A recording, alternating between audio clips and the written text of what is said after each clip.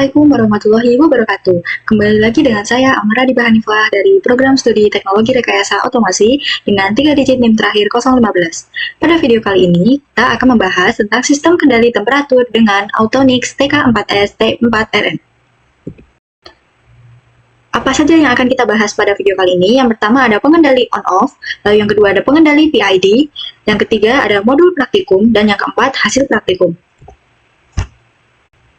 Pengendali on-off. Pengendali on-off atau juga disebut dengan kendali dua nilai merupakan strategi kendali closed loop yang paling sederhana. Contoh dari sistem kendali jenis ini adalah sistem pemanas yang dikendalikan oleh termostat. Nah, ketika kita meninjau suatu ruangan dengan sistem pemanasan off dan suhu luar ruangan itu sebesar 50 derajat Fahrenheit, setelah beberapa saat suhu ruangan akan turun menjadi sama besar dengan suhu luar, yakni sebesar 50 derajat Fahrenheit.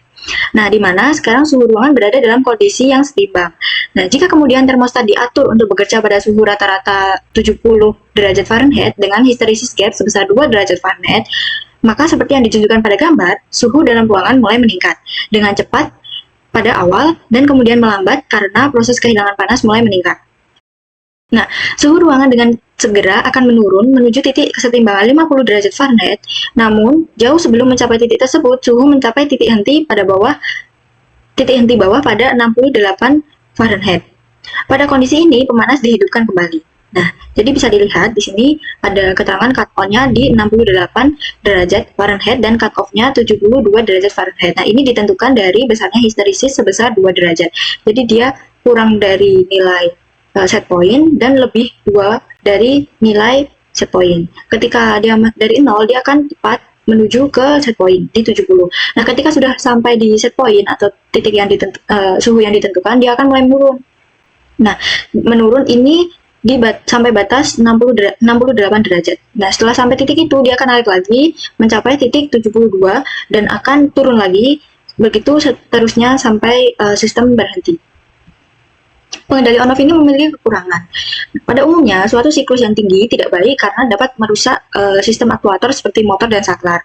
Nah, dengan ini, maka sistem kendali on-off ini sangat terbatas sehingga hanya cocok untuk dipergunakan untuk mengendalikan sistem-sistem yang berubah dengan lambat dan di mana hanya diperlukan kondisi variabel yang dikendalikan hanya berubah dalam batas 2 titik henti. Selanjutnya yaitu pengendali PID. Nah, pengendali PID atau proporsional integral derivatif ini merupakan strategi kendali closed loop yang lebih kompleks dibandingkan dengan pengendali on-off. Pengendali ini mampu mengatur keluaran sistem secara halus dan presisi dengan mempertimbangkan 3 aksi utama, yaitu proporsional, integral, dan derivatif. Jadi, ketika kita menggunakan pengendali PID ini, maka hasil yang dihasilkan itu grafik yang dihasilkan itu akan lebih halus daripada pengendali on-off. Nah, sebagai contoh, sebuah sistem pengendalian suhu ruangan menggunakan pemanas listrik yang dikendalikan oleh pengendali PID. Nah, termostat mengukur suhu aktual ruangan dan membandingkannya dengan suhu acuan atau set point sebesar 70 derajat Fahrenheit. Jika suhu ruangan lebih rendah dari set point, pengendali PID akan memberikan sinyal kendali ke pemanas sesuai dengan besar kesalahan atau nilai errornya. Pada awalnya, komponen P akan memberikan aksi kendali yang besar saat kesalahan masih tinggi, sehingga pemanas bekerja lebih kuat untuk menaikkan suhu dengan cepat. Nah, namun, jika hanya menggunakan si P ini, sistem cenderung berhenti sebelum mencapai set point atau steady state-nya. Untuk mengatasi hal ini, maka diperlukan I untuk menjumlahkan kesalahan dari waktu ke waktu sehingga mampu menghilangkan kesalahan tetap dan membuat suhu tepat mencapai nilai set point. Selain itu, komponen D atau derivatif itu berfungsi untuk mendeteksi laju perubahan suhu untuk kecepatan respons sistem. Nah, jika suhu meningkat terlalu cepat, aksi D akan mengurangi sinyal kendali untuk mencegah suhu melampaui set point, sehingga menghasilkan respon yang lebih stabil dan bebas dari osilasi berlebih.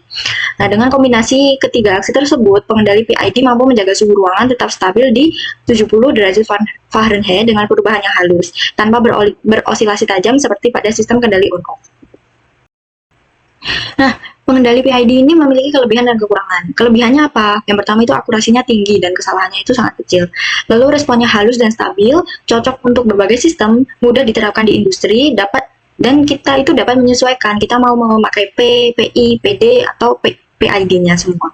Nah, tapi di balik kelebihan ini, PID ini juga memiliki kekurangan, di mana kita itu perlu menyetel parameter KP, KI, dan KD.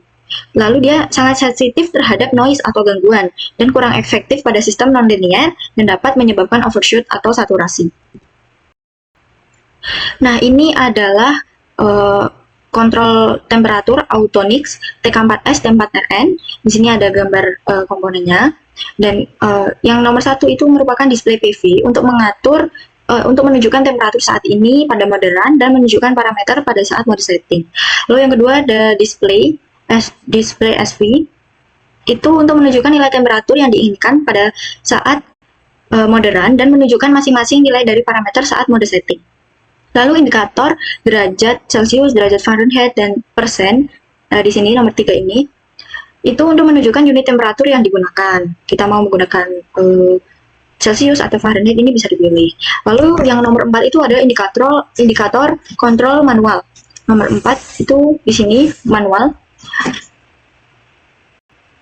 Nah, untuk yang nomor 5 itu indikator multi SV. Jadi 1 dari 3 lampu indikator SV akan menyala saat menggunakan fungsi multi SV. Lalu yang nomor 6 di sini ada AT atau biasa disebut auto tuning, akan menyala setiap 1 detik selama proses auto tuning.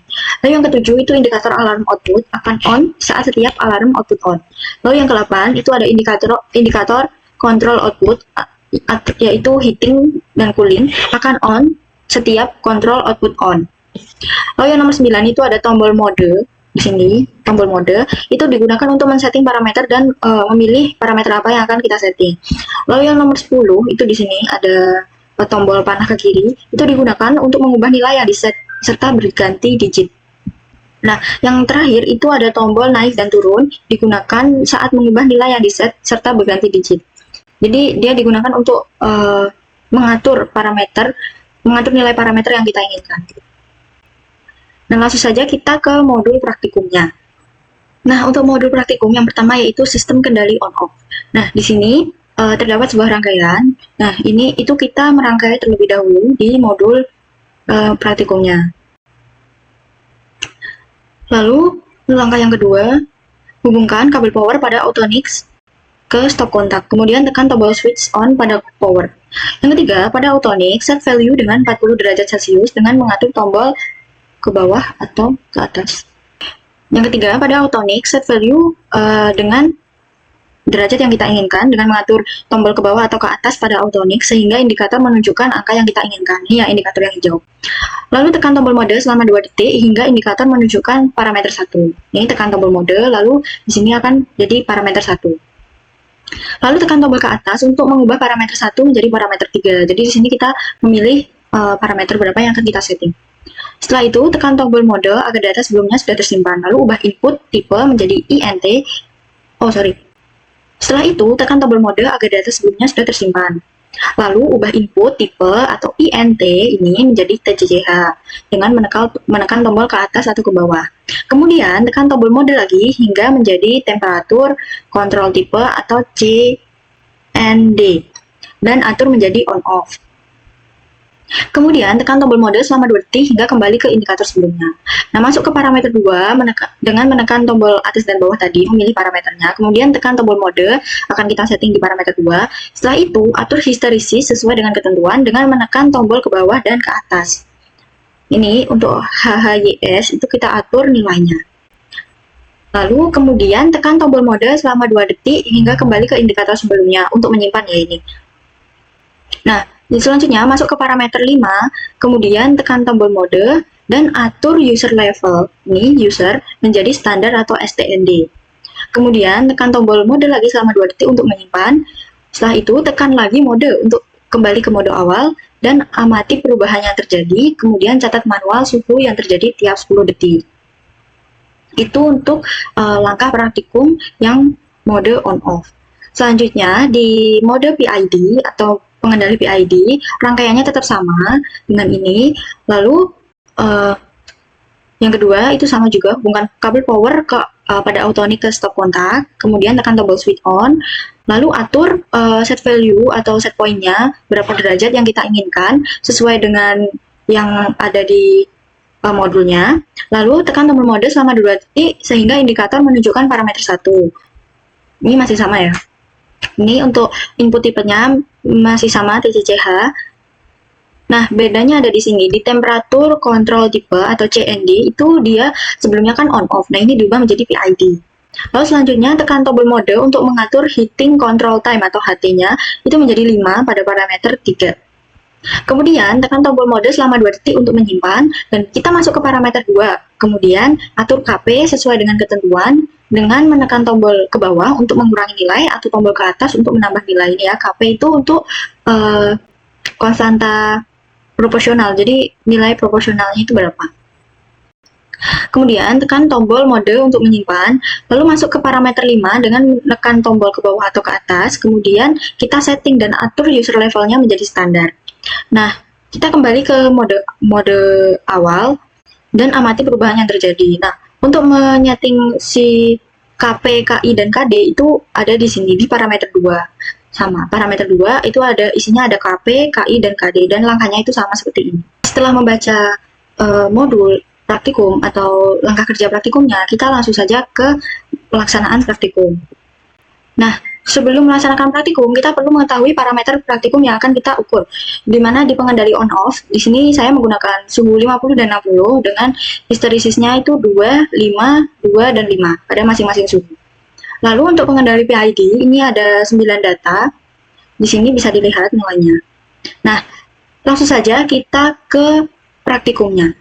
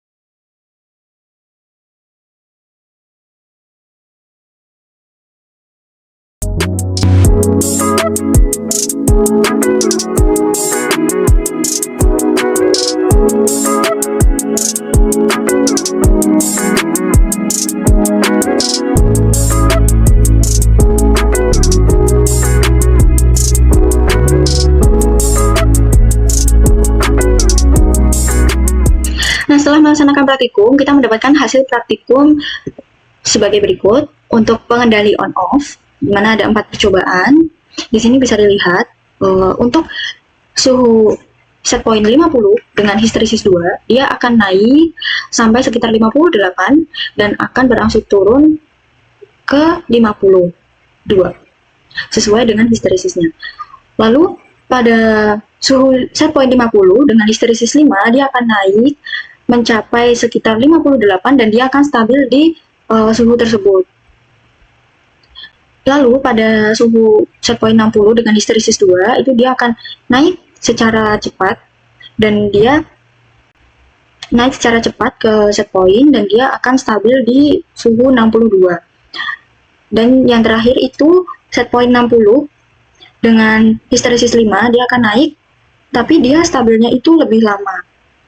Dan dia stabil di angka 62, tetapi dia lebih lama dibandingkan yang pertama.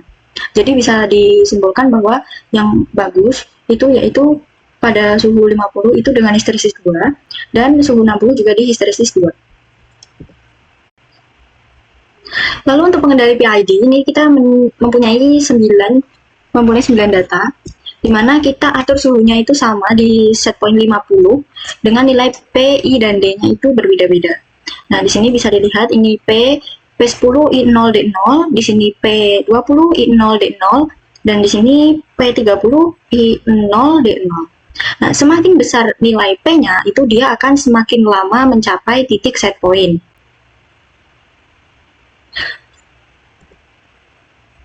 Lalu yang kedua, kita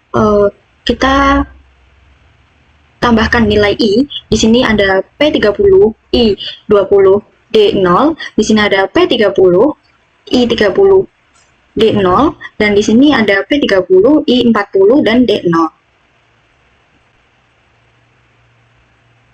Nah, semakin bisa dilihat di sini, semakin besar nilai I, dia akan semakin tidak stabil. Ya, jadi dia akan naik. Sedangkan di sini nilai I dengan 20 dia akan naik dan stabil, tapi dia stabilnya itu di nilai atau di angka 60 sehingga belum memenuhi set point.